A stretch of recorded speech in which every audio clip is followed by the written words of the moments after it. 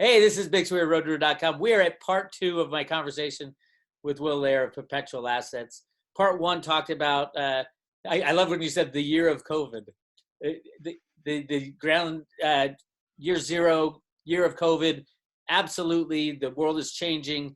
There's a lot of friction between people on how to deal with this, but there's also a lot of awakening going on. Let's talk about the awakening. For me, there are a lot of things in my early Cliff High videos that about this, to the year zero videos, that Cliff had said, hey, there's going to be two choices. The first choice is a static mental attitude towards change. If you want to go back to the past, if you're stuck in the way things are and you cannot be flexible in the way you move, you will not survive this, is what he said. If you are looking at it in a dynamic way where knowing the world is changing, you need to change with it. You need to change your beliefs, attitudes, and actions as to how you're going to deal with the future, because the future is going to look really radically different than the past. And it's going to, he said, literally, he said this in September, and he said, this is starting in the next couple months. Everything is going to change. And if you're static and you're stuck in your old ways with your old job, thinking everything's going to be the same, you will die. You will not have the tools to protect yourself to move forward. If you're dynamic and proactive in change, that's our only hope for success.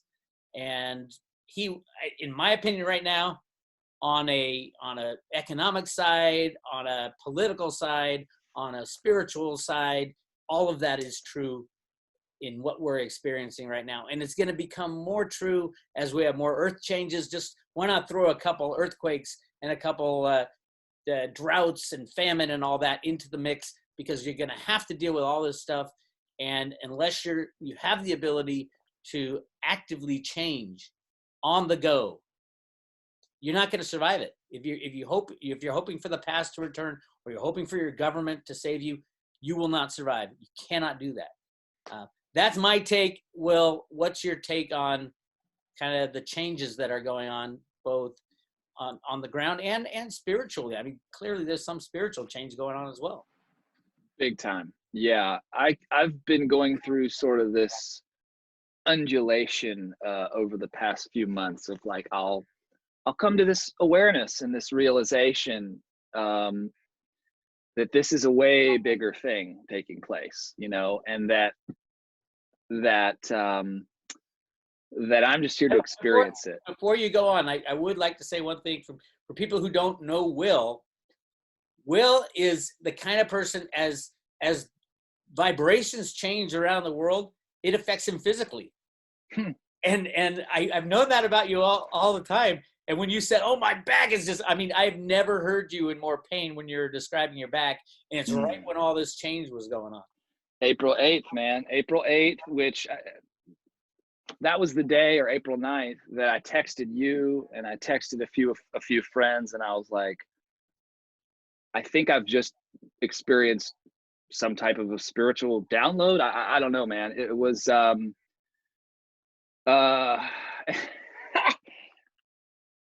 April 8th, April 9th comes up because our friend Dick Allgaier, they had a big remote viewing thing that went crazy. He sent an update out a couple days ago about it. And this wasn't the Patreon. This was just the public thing about it. It's this 6-7 minute video or whatever. And he's talking about the anxiety. He's been experiencing incredible anxiety, as have I. I haven't been able to drop in with him about that just yet, but anyway, and then he goes and he shows this little video from BP Earthwatch where this guy's showing a video of all this solar energetic activity and stuff, and then some huge anomaly happened on April 8th or 9th, massive anomaly, and I'm like, he's like, and then the next day on April 9th, and I'm like, April 9th, I'm like, I go back to my text, I'm like, oh my God, that was the day. That was, I don't know, man. I had lower back pain, normal. I've had it for 20 years, and it shifted. It went into my hip, started going down my leg. But aside from the pain, I had and I've had more than one of these. I don't know, man. It's like your whole body is overwhelmed with energy. You feel like you're plugged into a socket or something. It sounds so trippy and crazy. One time it happened to me when I was actually doing a Reiki session, and I've only done Reiki. Maybe that was the only time I've ever done it. Anyway, it was intense. The best I could describe this last one, I mean, I was like sweating, I was shaking, my whole body was overwhelmed. It was really intense, but it was really beautiful at the same time. Kind of going off on a tangent here, but would you ask? What was the topic? I was in the same camp as you in April.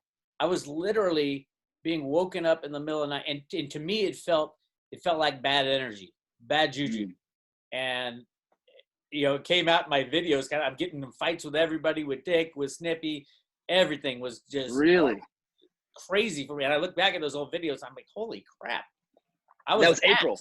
I was an ass, and I couldn't stop what I was feeling, and it was, I had a ringing in my ears the whole time when I slept. Oh, dude. And there was one night, I even called Christoph about this. I said, I literally, because I've had spiritual kind of attacks on me for decades, here and there, but I've learned how to kind of ward them off. I call on these spirit guides, and it helps, and it goes away. In April, I had this attack on me that was literally indefensible. I couldn't defend myself using everything, especially even having gone all through the spiritual stuff. Yeah. And I knew ultimately I just gave into whatever it was, because I was fighting it and calling in all these spirits. I mean, literally, I had every single spirit, including Toby, on my side to defend me from what it was. And it was so strong and so powerful, and it felt so wrong, but I could not defend against it. And I just kind of eased back into, fine, whatever you're doing to me, do it. I know I'm a spiritual being living a physical presence. Whatever is going to happen is happening. So that was April. The good news about this stuff, for the past week or so, I have been getting the most beautiful downloads when I sleep. The most beautiful energies are coming into me. I think there are people or entities or whatever it was that was holding us back or attacking us. I believe they are leaving now. I believe the good energies are coming. I'm not saying it's over, but I think the good and powerful energies that can defeat any of Dick Allgire's guys. I mean, that's pure. He's only thinking in the physical. Yeah, I get that the Rothschilds can take out Bix Weir, the human being. The Rothschilds can't take out Bix Weir, the immortal soul of myself. Right. You can't take out the things that I know are real versus what, the physical experience we're experiencing. So I'm not afraid to get taken out. And that can go to Dick Allgire's controllers, if it's the Queen, or if it's all the things that Michael says he can't talk about. Why can't you talk about it? What are we afraid of? Knowing that we're spiritual beings living a physical presence, we are immortal, we are part of the one of everything. What are we afraid of? Dude, you just hit the nail on the head, man. My buddy Michael, who it's kind of like a Christoph, right? And he kind of helps me bring a lot of this stuff home, and that's the biggest piece that he keeps giving me whenever I start going down some rabbit hole of fear. And he's like, dude, like get back to like what's really happening here. Like we're spiritual beings that are inhabiting this meat sack on this plane of existence for the purposes of experience. It's the whole purpose is experience. So like when I think about that, and that really resonates. I mean, it's the path that you and I have been on together in the and separately, but it's been amazing. It's been awesome and wonderful. Highs and lows. It's unbelievable. Like when I think about meeting Christoph a few years ago and then getting to know him, and then like as all this stuff played, when Christoph would talk about Trump for a while there, I remember him sending out these huge. I remember early on him telling me, yeah, Trump is protected by the Guardians, which are off-planet entities of good. Dude, I don't know, man. There's so much going on this plane of existence. When you step back from that and you really look at the bigger picture, there's so much going on. Like, it's beyond me, man. It really is. And I do have a lot of hope. I think that this is a mass awakening. It's obvious. Like, people are starting to talk about all of these different things in mass. I mean, you know, Melinda Gates now is on something and they're zooming in on the upside down cross around her neck. I mean, not on mainstream media, obviously, but it's like trending on Twitter. You know, it's like a lot of people are having these conversations. So I'm hopeful. But as you referenced the analogy to the birthing process. Oh my goodness gracious. You know, some women just, God bless them, they just pop babies out. My wife did not. And we delivered, well, emergency C-section, delivered 2 kids. And it was war. It was war. It was survival. And it was several days or 48 hours. It was days of war, like blood and pain and fear and just surrender. And dude, it was war. So when you're going through that birth canal, I envision my babies going through that birth canal, wrapped in the umbilical cord and being choked and all that. It is fucking torture, bro. And that's what we're going through right now. We're being birthed, and it sucks. It's painful and it hurts, and it just, oh man. And like, here I am, like, but at the end of the road, the end of the birth canal, there is beauty. There is hope. There's a lovely child being born, and there's a lovely new future being born for humanity. And if we can sprinkle a lot of truth and a lot of honesty in that new world, I think we'd be a hell of a lot better than what we're coming out of right now. You know, we've come out of, I mean, we're talking thousands of years of the suppression of humanity by both earthly beings and non-earthly beings, and in the spirit world, all over that. I mean, we've been screwed for thousands of years. And I think, and I believe, and what I'm fighting for is the end of that. And at the other end of this, if we're going to build a new society, build a new future, it's got to be based on truth and honesty this time. It can't be based on hiding things to protect you. It can't be based on rigging markets so that it's a sound monetary system. There's no such thing as a sound monetary system when you have criminal bankers that can create money out of thin air, and we have to work our asses off for in jobs we don't like, doing things we would never do unless we were forced to do them. And that's what needs to end. And yes, there will be a smell and a fear and a feel of a socialistic type of recovery, because when the old system crashes, we're going to have to reallocate assets to people, reallocate a form of money if we want to use money. I think we will be using money for a while still, but not forever. I think the advancement of these new technologies will give us free energy, will even to the point of replicators, where we can use a replicator to fulfill our daily necessities.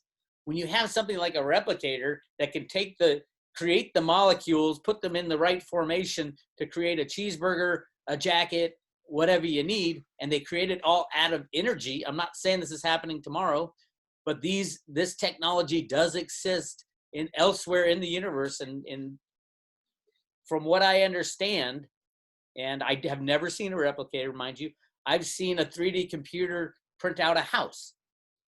Now, if we are just starting out in the last 10 years really with 3D computing, what will happen in 100 years? How about 1,000 years? How about 10,000 years? And we can already start creating matter out of energy. Those experiments are going on. It's just the time and the technological advancement. Will we get a little bump up from all these ETs that have been visiting us for forever? Probably. We need a little help after the 3,000 years of punishment they laid on us. Yep. Don't you think we deserve a little help in this situation? So the year zero was January 1st, 2020. Everything after January 1st is going to be year 1, year 2, year 3, year 4, because the old system cannot go on any further. It will not. These jobs that have been lost will never, ever, ever come back. They'll be different. And that's what, and I just wish that there was a hell of a lot more honesty in the system as we start out. Now that's the birthing process, right? We're going to have a lot of revelations, a lot of truths being told, a lot of people going to jail, a lot of people being tried for treason. That all, I believe we're in that process right now, and it's going to happen as we go down this road that we're on. And that'll be wonderful. But I think the key to all this insanity that we talk about is to remember that you are a spiritual being living a physical life. And every once in a while, you got to just raise your spirit up. Don't think about your body. Don't think about all the troubles we're having, and look down on it as if you've already completed your mission here. You have died. You've moved on to the spiritual realm once again, and you're looking down and you're having one of those life reviews where you go over, hey, what did I learn? What did I do well? Why did I go there in the first place? What karma did I take care of? And then when you have that kind of sense of you're in the moment and you bring yourself out, everything doesn't seem all that impossible anymore. Everything seems like, oh my God, I laid down some damn big challenges for myself this time in this incarnation. And I did well here. I should have really, backed myself out at this point. And if you can go through life knowing that you are a spiritual being, not believing, but knowing that you are a spiritual being, and it does take some significant things to happen in your life to get there, it makes it a lot easier. Mm-hmm. And it makes you work harder at the things that are important, and it takes away a lot of fears of the things that are not so important, not so fearful, but more a learning opportunity for your soul. There's a duality there that's really interesting and powerful, because I can have this conversation with you and I can get there mentally and energetically, but then when I go back into my kitchen and parent my kids, or whatever, you step back into that role, you step back into that plane. I mean, I'm really kind of, there's planes of existence is kind of what I'm getting lately is when you're okay. So the other day I woke up, oh God, in pain.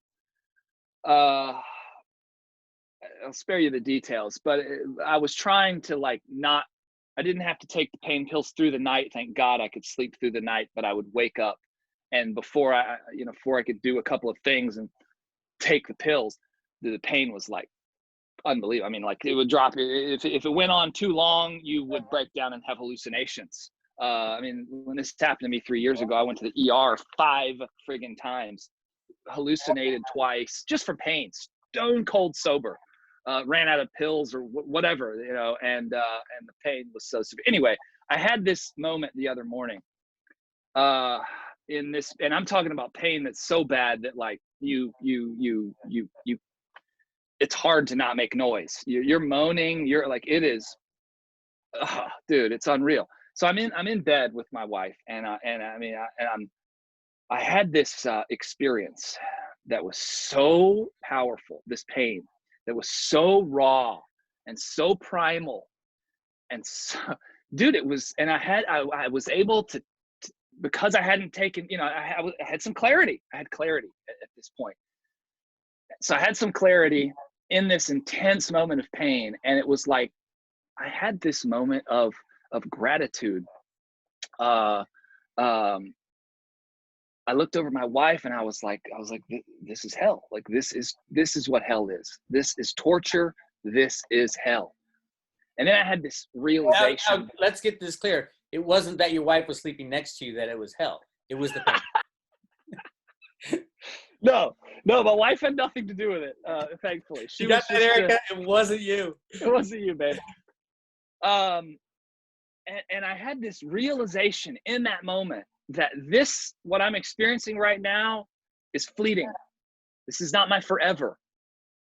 And I realized at that moment that I was on a plane of existence, a sacred place where so many other people in the world live every single day, whether it's physical pain or emotional or spiritual or whatever, but people who really live in agony every day. And like, there's people in the world, like lots of them, that live in agony every moment of the, and dude, it was like, it was so powerful, bro. It was so powerful, and it was the most intense pain. And it was, but it was so beautiful and powerful. And I felt that I was sort of introduced to this other plane of existence. And if you've ever experimented with psychedelics, you know what I'm talking about. There's different planes of this field of consciousness that we are inhabiting at this moment in time right now. That was so beautiful. And so to be able to come out of this, you know, and sharing this experience with other friends like yourself. And it's been like, wow, dude, now you like, when you experience that, you no longer have like your level of empathy changes. It's not even empathy anymore for like people who are suffering. It's like it's crazy. It's like, yeah. It's like you went there, you got the t-shirt, you got the tattoo, you know. Hey, I got a question for you, because I know you've worked with Christoph on the pain issues. What, I mean, from a spiritual side, linking spiritual karma maybe to pain, physical pain, what was Christoph's take on all that? Well, Christoph's take was that he picked up on at dinner the first time we met him. I remember the early discussion. I mean, literally, this is 2017. This is February of 2017 when we met Christoph, and we were kind of blown away. And then we had dinner, and he picks, you know, I'm wincing in pain or whatever. I'm complaining. It comes up, and he, right off the bat, he's like, "Did you have violence in your home as a child?" Well, yeah. From your father? Well, yeah. So he picked up immediately that, and when you start to really study lower back pain, chronic lower back pain, there's psychosomatic pain. It's just a fact. They're like, the body's supposed to freaking heal. The body heals, okay? When it's not healing chronically, many times it could be something else. It could be something psycho or spiritual or whatever. So in fact, this whole rabbit hole I went down, Dr. Sarno, he wrote books on it about this psychosomatic pain, and it was his premise that there, you know, this huge portion of chronic illnesses, and I'm not just talking about pain, I'm talking about like acne, depression, like weird stuff, are potentially, you know, psychosomatic. So yeah, it like root chakra, you know, your root chakra rooting you down into your mother earth, like that connection. So if there's childhood, not even necessarily violence, but if you're a highly empathetic person as a child, and there's a feeling of unsafety, right? It doesn't mean that there's violence in the home, right? It could just be a lot of chaos. I mean, our home is a perfect example. Eric and I, we've never struck our kids. We like, you know, but like there's some chaos in my home. There's just a whole lot of energy, you know. But yeah, Christoph tapped that into a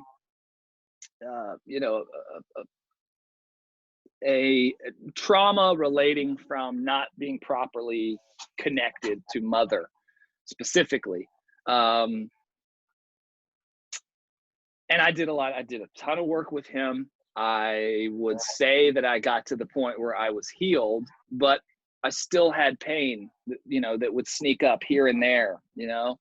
And when you take an MRI and you look at you look at an X-ray, and then you look at an MRI, and it's like, okay, yeah, there's degenerative disc disease. I see how that space is a lot lower than that one's supposed to be. Like, it's a mess. It's a friggin' mess down there, you know. So,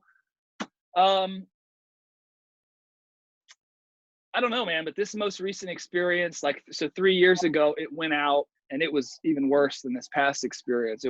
Had truly saw hell. Um, Came out of that, worked with Christoph for a year. My life changed forever. And what I was just given was an experience of that again, where I had to go back into, and there's addiction, and I asked my sister, who's a recovering alcoholic, she's been sober for almost 30 years. And I'm like, what do like hardcore people in recovery who are like, I will not take a mind altering substance, period. What do they do when they have this kind of pain? Like, because if you've ever experienced extreme pain, dude, there's nothing that works. The only thing that works are the opioids or the heavy pain, and it works. The stuff really, really works, but it's awful. Like, it's terrible. You get hooked on it. You get chemically dependent to where 3 years ago, man, I was on it heavily. And as soon as they did the surgery and removed the fragments, the pain was gone. And I didn't want anything to do with those drugs anymore. I was like, get that away from me. Ugh, it served its purpose. Thank you. But my body was so chemically, that was the first time in my life where I really learned the difference between addiction and physical dependency, because my body was literally physically, chemically dependent on the opioid. I mentally wanted nothing to do with it. I could have stopped cold turkey, except for the risks of vomiting, dry heaving, and you herniate and all this stuff. So I had to wean. Anyway, rabbit hole there. But this time it felt very spiritual. I had this weird download type of experience, and then the pain all shifted, and then I have numbness and I can't lift my foot. And this, I don't know, man. There's a physical basis of what's going on energetically, as well as what Dick and the crypto viewing guys have seen. There's a ET basis. There's all kinds of things. This is the time of change.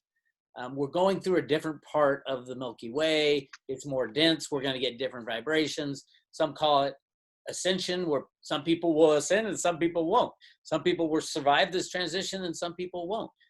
But once you know that you're a spiritual being living a physical existence, it doesn't really resonate as deeply from the physical side. And if you know that you chose to be here for various reasons, find out what those reasons are and embrace the journey. I keep saying on the road to Ruta, it's not the destination that's important. It's the journey. The experience. It's what we're going through right now. When we get to wherever we're going, all we're going to do is pick a new place to go. So it's the experience, it's the journey when it's on the road to Ruta.